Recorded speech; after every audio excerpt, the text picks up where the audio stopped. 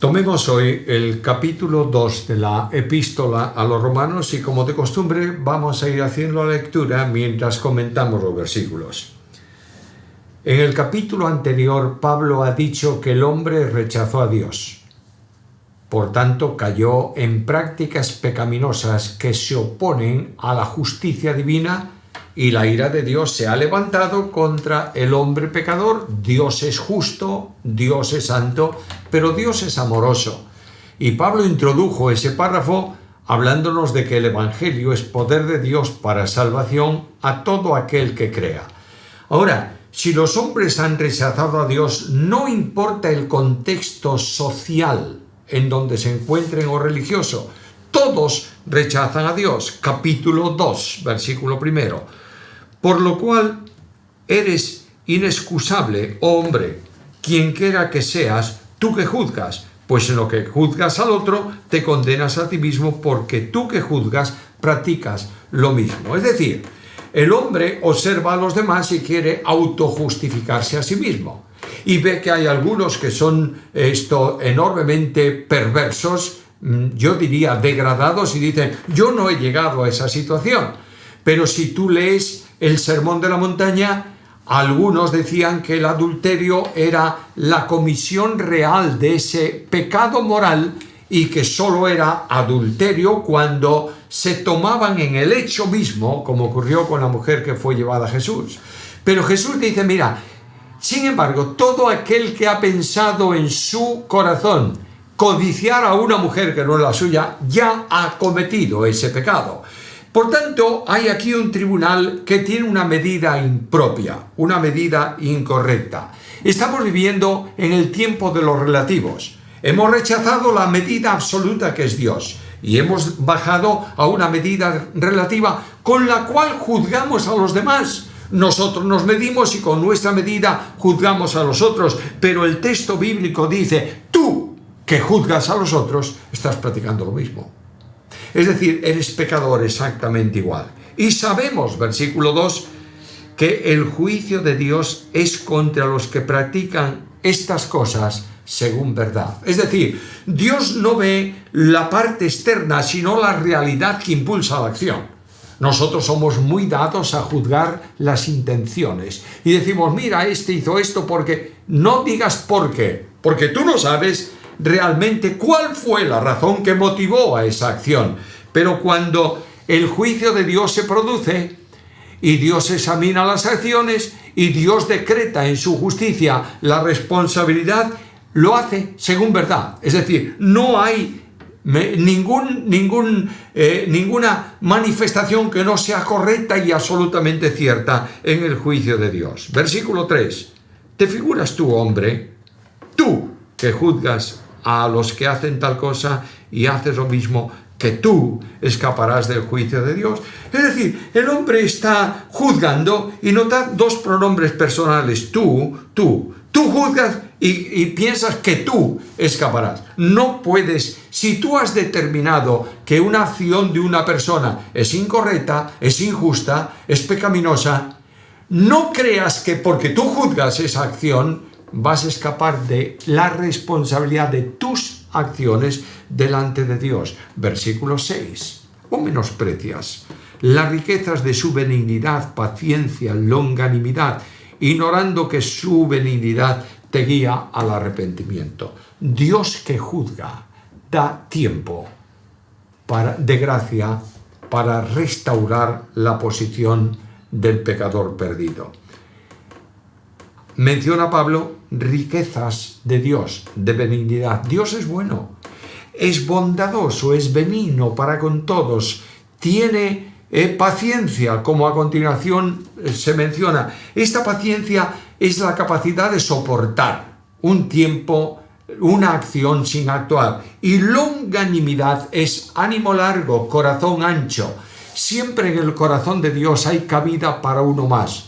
Hay una canción muy hermosa que he escuchado varias veces, en donde se habla de que en la cruz de Cristo hay lugar siempre para un pecador que venga. Y aunque hayan sido salvos millones, siempre hay lugar para uno más. La benignidad de Dios, la paciencia de Dios, está conduciendo al arrepentimiento, dando tiempo para que el pecador que ha juzgado a otros y se olvidó de su pecado, para que el pecador que está contaminado por el pecado rehaga una relación correcta con Dios, descansando en la provisión de gracia que Él ha hecho para la solución del problema del pecado. Ahora, versículo 5, pero por tu dureza y por tu corazón no arrepentido, atesoras para ti mismo ira para el día de la ira y de la revelación del justo juicio de Dios, el cual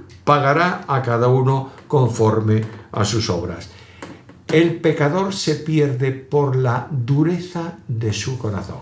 Esto va a preparar terreno para que cuando se hable de que Dios endureció el corazón de alguien, no avancemos en esto, llegaremos a su momento.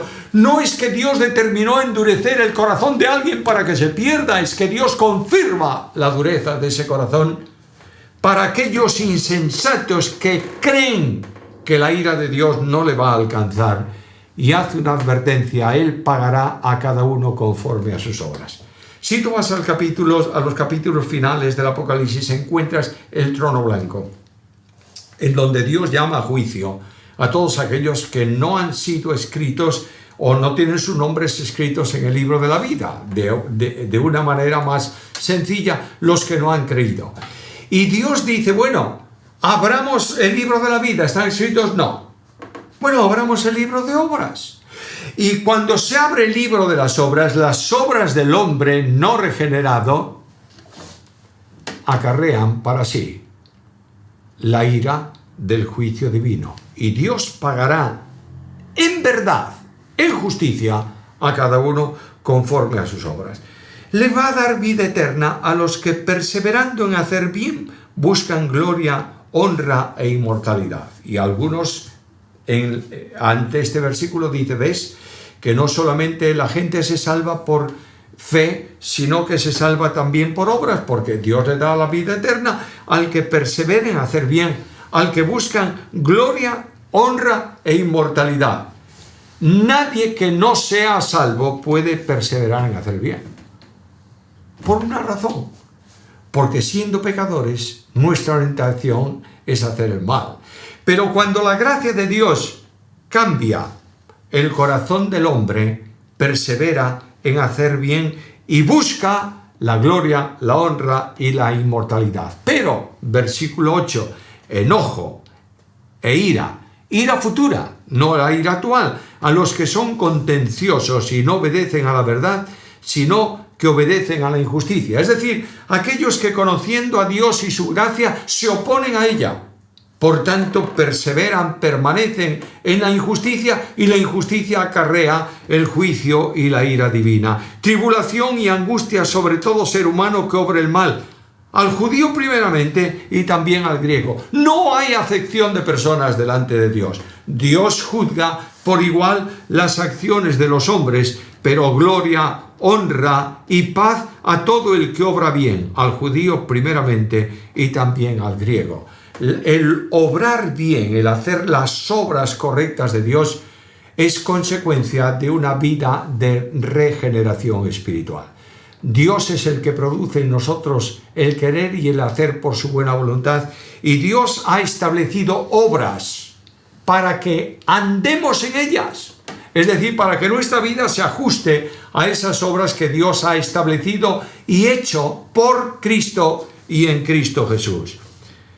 Versículo 11, porque ante Dios no hay acepción de personas. ¿Lo tenemos claro? Tenemos claro que la justicia de Dios se manifiesta sin acepción de personas, porque todos los que han pecado sin ley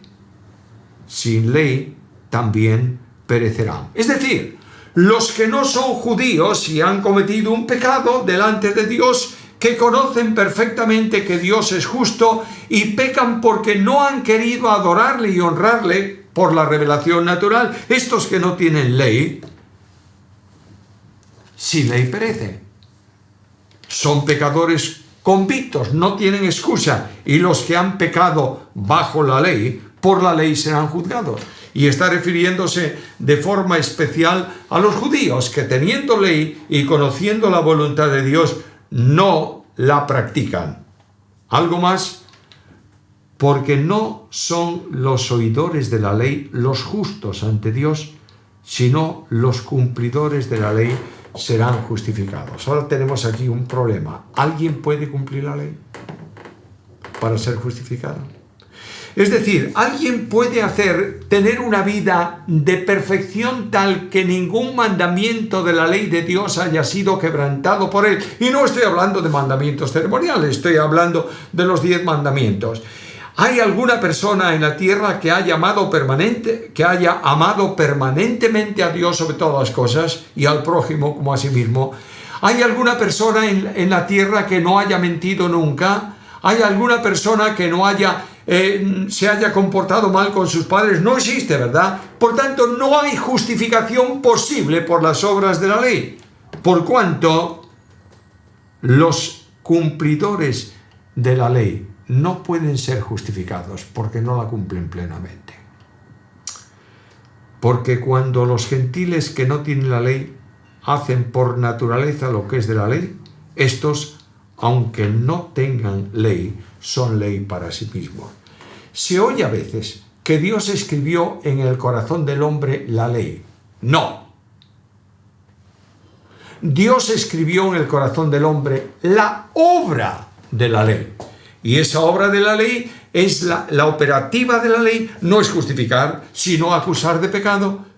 No es manifestar la perfección del hombre, sino la imperfección del hombre. Por tanto, los gentiles tienen la obra de la ley en sus corazones y son ley para sí mismos, las cuales muestran, versículo 15, la obra de la ley escrita en sus corazones, dando testimonio su conciencia y acusándolos o defendiéndolos sus razonamientos. La conciencia está informada por la operación de la ley, que distingue perfectamente, porque lo hizo al principio cuando el hombre pecó, lo que es bueno y lo que es malo.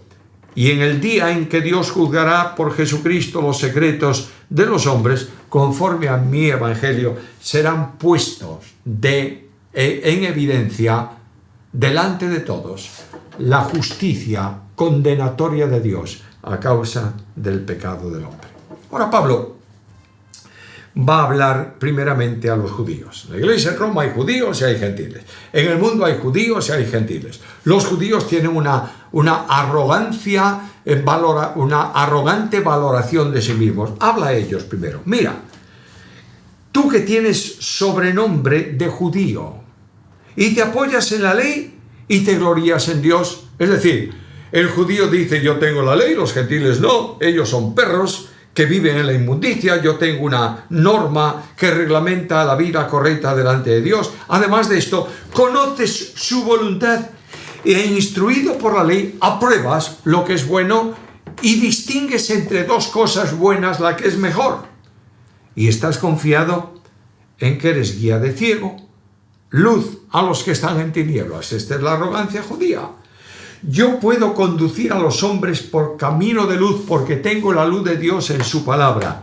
Versículo 20. Instructor de ignorantes, maestro de niños, que tienes en la ley la quinta esencia del conocimiento y de la verdad. Es decir, ellos creían que conocer la ley y practicar las demandas de la ley era suficiente para alcanzar la justificación delante de Dios. Y enseñas a otro lo que no cumples. Versículo 21. Tú que enseñas a otro, ¿no te enseñas a ti mismo? Tú que predicas no hurtar, hurtas. Bueno, alguien dice: ¿cómo es posible un judío o uno que tiene la ley y que sabe que no debe hurtar y que no debe robar, no lo hará si cumple la ley? Cuando tú te jactas de que eres más que los demás, que eres muy superior al resto de la gente, que eres enviado por Dios para enseñar a los indoctos, te glorías en ti mismo y te glorías en la ley que tienes en tus manos, tú eres un hurtador ¿de qué? De la gloria de Dios. Cuando tú te apropias para ti mismo lo que corresponde a Dios, estás hurtando. ¿Tú qué dices? no adulterar, ¿adulteras? Tú que abominas los ídolos cometes sacrilegio. Bueno, de nuevo vuelvo a recordar lo que dije al principio, que el adulterio no es el pecado físico en sí, o el hecho físico en sí, sino la intención profunda del corazón. Y que abominar de los ídolos no consiste en no rendirle culto a una imagen o adorar a un ídolo creado por el hombre, sino que es el sacrilegio de vivir una vida de adoración al entorno, incluyendo la religión misma. Voy a decir algo más. Hay personas que adoran la Biblia en lugar de adorar al Dios de la Biblia, y estos que se jactan en la ley, con infracción de la ley, están deshonrando a Dios. Y añade Pablo, porque como está escrito, versículo 24, el nombre de Dios es blasfemado entre los gentiles por causa de vosotros. Es decir, por lo que los creyentes nominales están haciendo, Dios es deshonrado en el mundo. Cuando un cristiano vive, y estoy hablando de cristianos en general, les hago un paréntesis aquí, cuando un cristiano vive en el mundo una vida con una ética contraria a la voluntad de Dios, está deshonrando a Dios. No importa lo que haga y de la forma en que lo hace. Pues en verdad, versículo 25, la circuncisión aprovecha si practicas la ley. Notad que la circuncisión va ligada siempre a la obediencia de la normativa divina. La circuncisión en la Biblia, en la carne, es la expresión de la circuncisión interna del corazón. Es decir, un corazón rendido totalmente a Dios. Cuando esto se produce, esta persona circuncidada está haciendo honor a la señal hecha en la carne. Pero cuando la señal hecha en la carne contradice la circuncisión del corazón, un corazón que vive conforme a la voluntad de Dios, es transgresor de la ley, y la circuncisión viene a ser incircuncisión, es decir, viene a equipararse al mismo nivel que aquellos gentiles a los cuales están juzgando y les llaman despectivamente perros. Pues si el incircunciso guarda las ordenanzas de la ley, no será contada su incircuncisión como circuncisión. Es decir, tú no eres salvo por ser judío, eres salvo por creer. Y esa fe en el Dios verdadero y la acatación a los mandamientos de su ley traerán de ti una vida ejemplar. Pero si uno que no es de origen judío obedece a Dios y cumple honestamente los mandamientos de la ley, ese a quien tú señalas como incircunciso es más circunciso que tú. Permitidme aplicar esto al tiempo presente. El hecho de vivir en la práctica religiosa, el hecho de afirmarse en la historia tradicional, el hecho de creer que como iglesia es evangélica y bíblica es mucho más importante que otra persona. El hecho de vivir en un contexto de piedad aparente no significa nada delante de Dios, sino todo lo contrario, es una forma de pecado que se practica cubriéndola con apariencia de piedad. Pues no es judío el que lo es exteriormente, versículo 28, ni es circuncisión la que se hace en la carne. No es nombre. El apóstol va a decirnos un poco más adelante que no todos los judíos son descendientes de la fe de Abraham. Es decir, no todos los judíos de descendencia física de Abraham son hijos de Abraham por medio de la fe o descendientes de él en la fe. Por tanto, la expresión yo vengo de, soy esto, no sirve para nada, porque el judío no es el que lo tiene manifestado exteriormente en la circuncisión, sino que es judío el que lo es en el interior, es decir, en la circuncisión del corazón, en el espíritu, no en la letra. Hermanos míos, hay personas que conocen la Biblia de memoria podrían recitarnos este capítulo y otro capítulo y otro capítulo de Romanos. Saber intelectualmente la Biblia, memorizar la Biblia, no tiene ningún resultado si esa Biblia no baja al corazón. La práctica religiosa, la normativa religiosa no trae ningún sentido a la vida, a no ser que, como dice el texto, haya una disposición de corazón en el espíritu y no en la letra. La alabanza del que practica esto, del que vive de esta manera, no viene de los hombres, sino de Dios. Los fariseos en los tiempos de Cristo oraban 3 veces al día. Por la mañana iban a la sinagoga tempranito para que la gente dijera: ¡qué hombre más espiritual! Al mediodía nunca llegaban a la sinagoga, pero sí llegaban al centro de la ciudad, a la calle principal, y como era hora de la oración y no habían llegado al lugar donde se reunían algunos para la oración, levantaban las manos al cielo y la gente que pasaba decía: ¡qué hombre tan espiritual! Y por las noches iban a la sinagoga, tal vez no con el propósito de orar, sino porque allí iba alguna viuda que tenía pendiente de arreglar alguna cosa de la herencia de su marido, y ellos le ayudaban con apariencia piadosa, quedándose con una parte sustancial de la herencia. Hipócritas. Esta especie en extinción no se ha extinguido y lamentablemente no se extingue. La alabanza que tenemos que recibir por nuestras acciones no es el aplauso de los hombres, es la alabanza del Señor. Que podemos llegar al final del día y mirar el rostro de Cristo por la fe y sentir la sonrisa de sus labios diciéndonos: bien, buen siervo y fiel. Hermanos queridos, que podamos apropiarnos de esta verdad para nuestra vida. No solamente saber lo que Pablo dice en la carta y las discusiones y la argumentación y la forma de decirlo, que podamos entender que Dios no mira el exterior sino el interior, que las acciones que nosotros producimos en nuestra vida de trabajo, en nuestra vida cotidiana, en la familia, en la iglesia, no salen sino del corazón.